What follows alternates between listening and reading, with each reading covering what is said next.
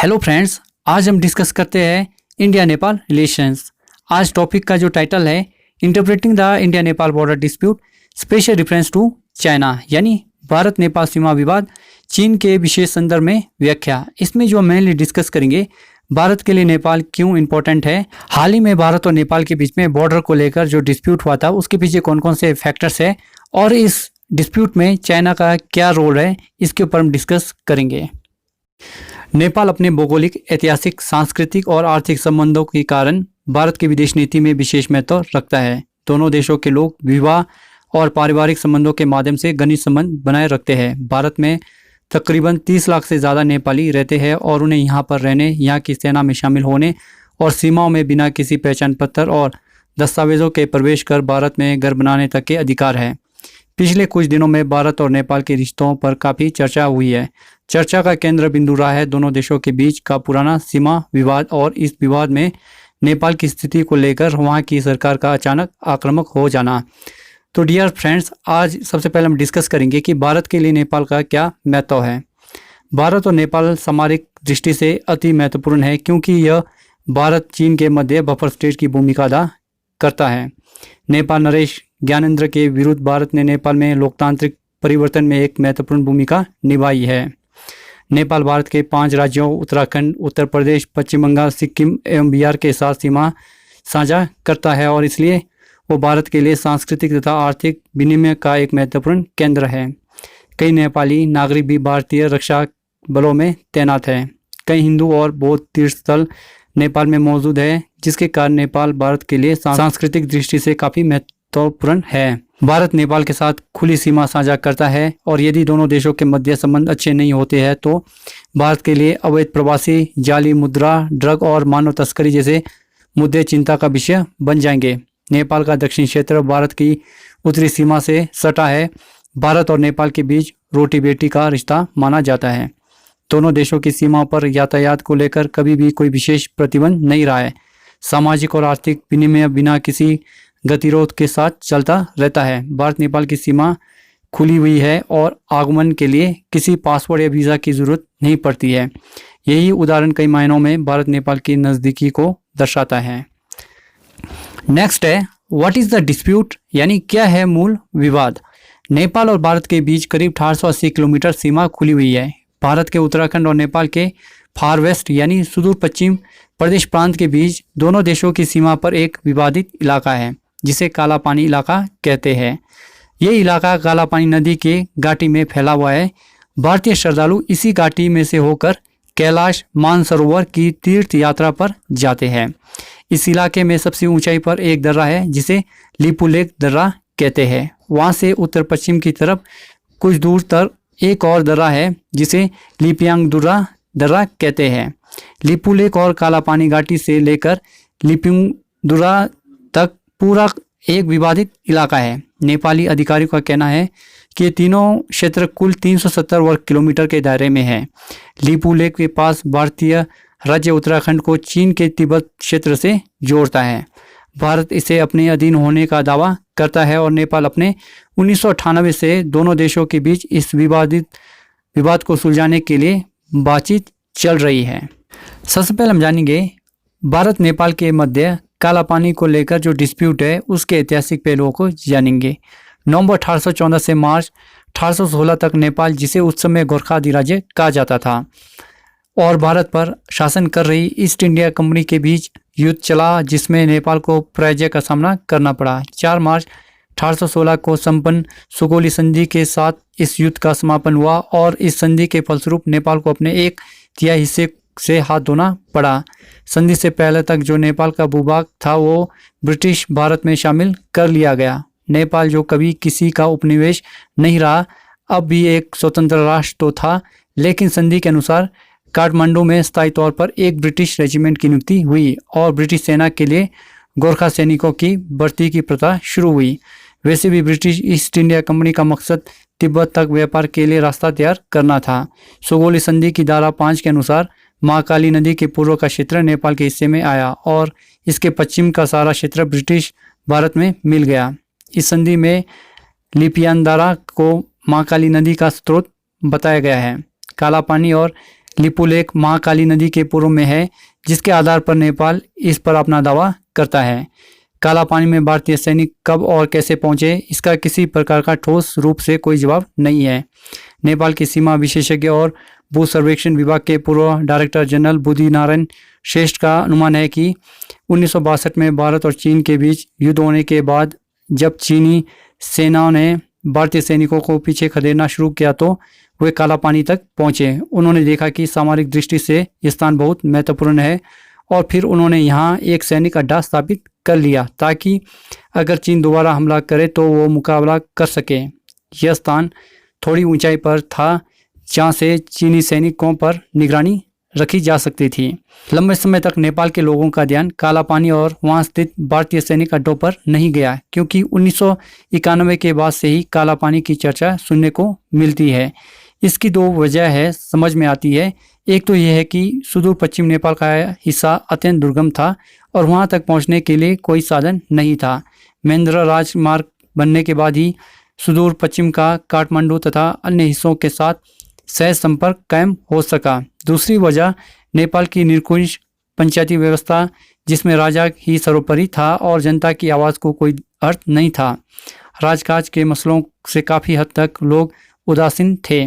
1990-91 में लंबे जन आंदोलन के बाद जब बहुदलीय व्यवस्था और संवैधानिक राजतंत्र की स्थापना हुई, नेपाल के विदेश मंत्री प्रदीप ज्वाली ने एक इंटरव्यू में कहा कि सीमाओं का निर्धारण द्विपक्षीय संधियों पर आधारित होता है।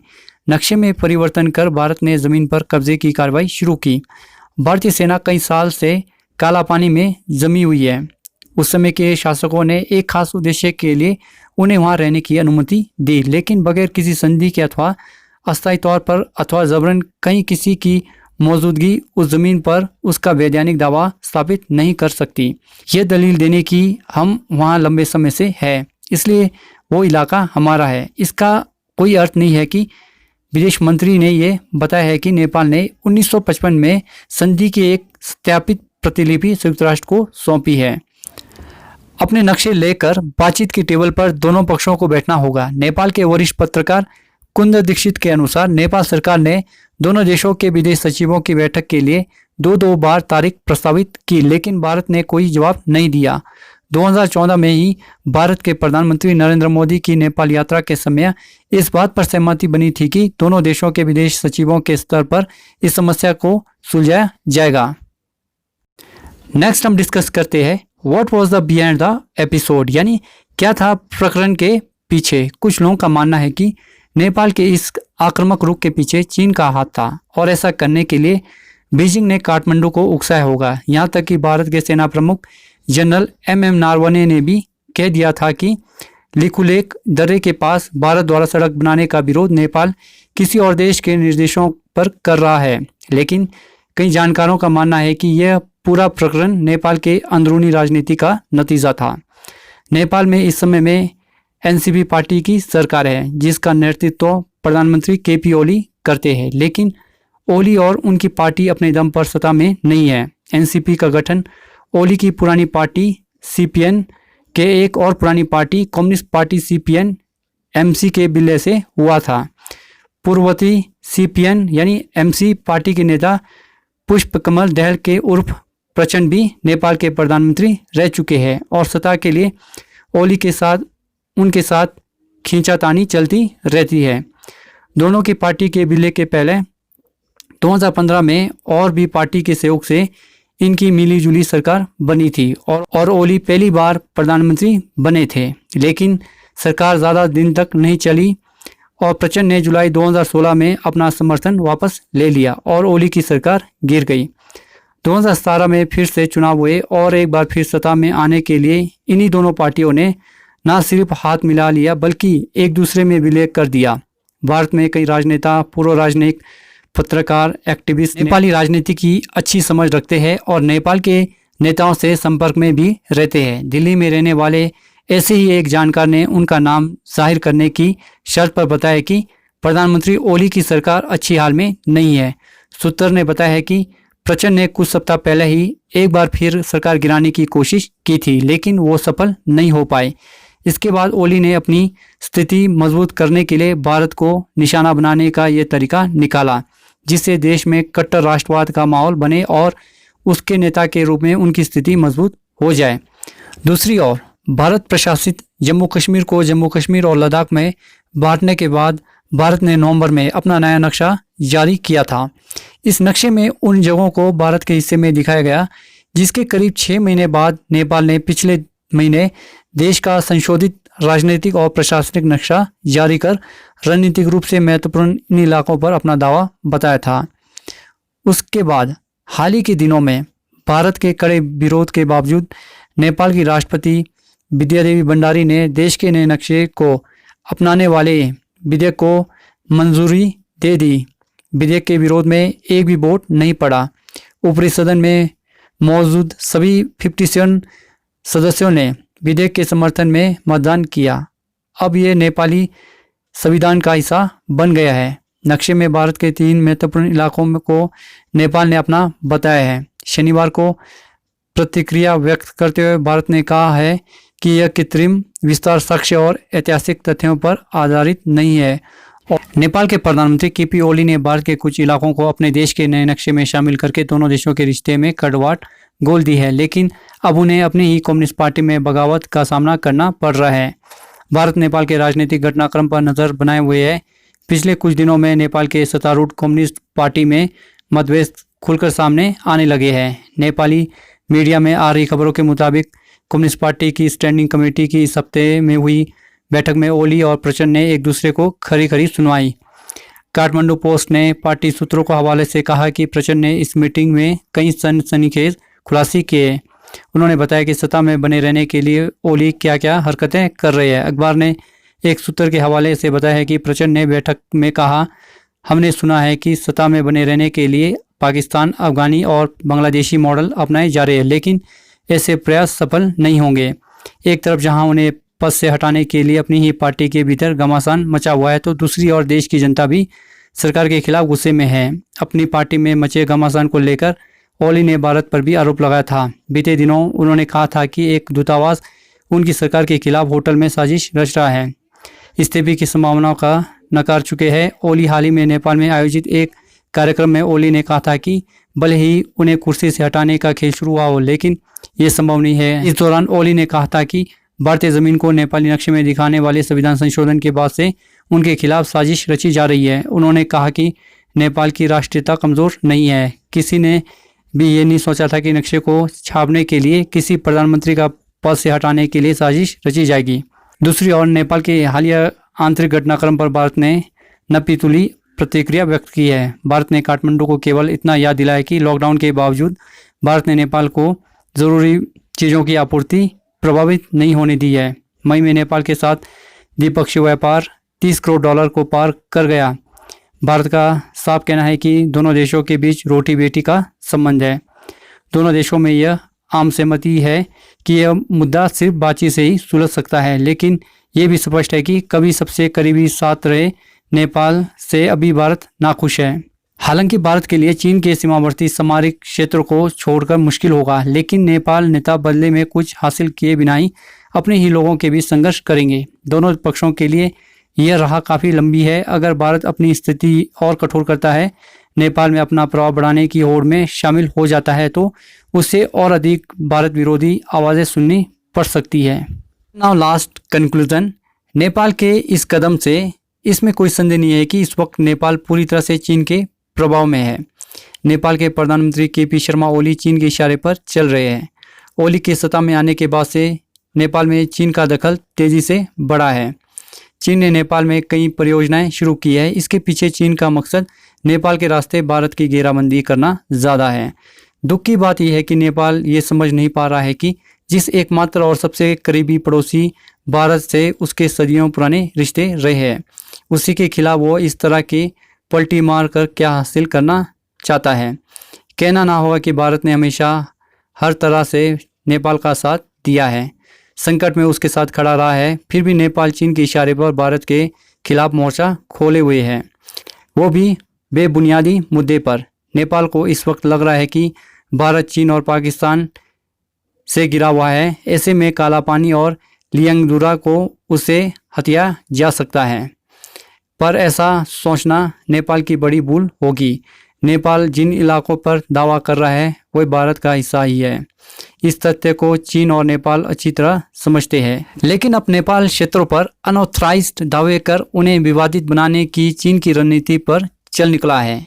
पिछले 5 वर्षों में कम्युनिस्ट सरकार ने चीन के साथ कई समझौते किए हैं, जिनमें सैन्य करार भी शामिल है। इन समझौते के बावजूद चीन यह जानता है कि भारत के रहते नेपाल में वो श्रीलंका या पाकिस्तान जैसी मनमानी नहीं कर सकता। इसलिए ये ज़रूरी है कि कम्युनिस्ट सरकार को माओवादी विचारधारा से जोड़कर भारत के विरुद्ध खड़ा किया जा सके।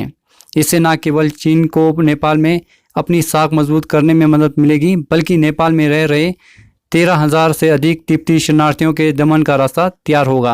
आश्चर्य की बात यह है कि वर्ष 2015 में चीन ने भारत के साथ करार में काला पानी और लिपुलेख को भारत का हिस्सा माना था। क्योंकि चीन चाहता है कि भारत नेपाल संबंधों में दरार पड़े, लिहाजा वो नेपाल को अपनी ढाल बना रहा है।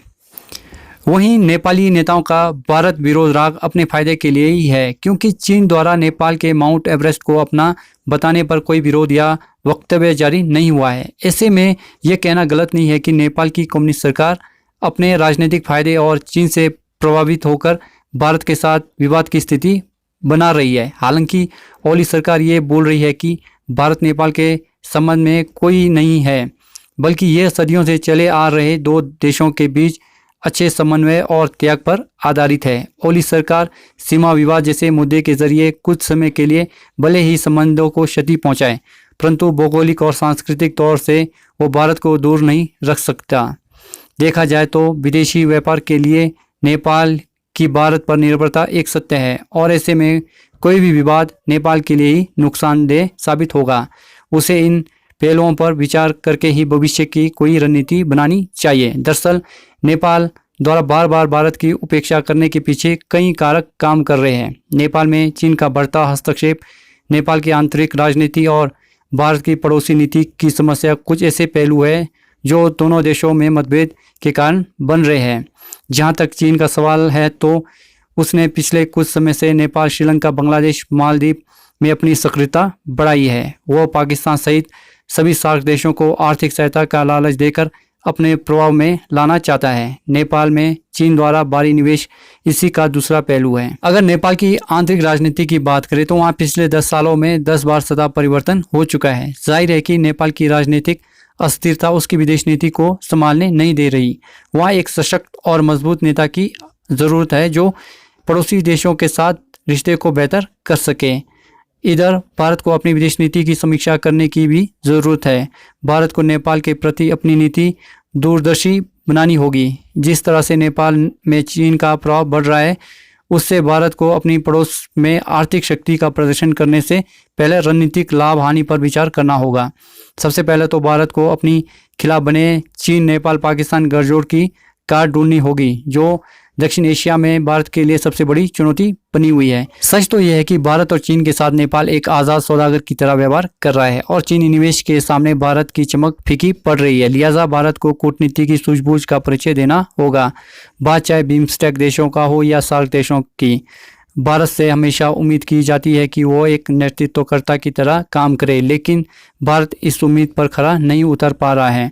बहरहाल भारत को गंभीर और उलझे हुए प्रयासों के जरिए नेपाल सहित अपने सभी पड़ोसियों को साधने की ज़रूरत है, ताकि चीन द्वारा पड़ोसी देशों में घुसकर भारत के लिए खतरा उत्पन्न करने की मंशा को नाकाम किया जा सके। This is right now end of this video for the listening and thanks always, God bless all. Dear friends, अगर आप लोगों को मेरा लेक्चर अच्छा लगा हो तो इसे लाइक, शेयर और सब्सक्राइब करना ना भूलें। साथ ही साथ बेल आइकन के बटन को दबाना ना भूलें।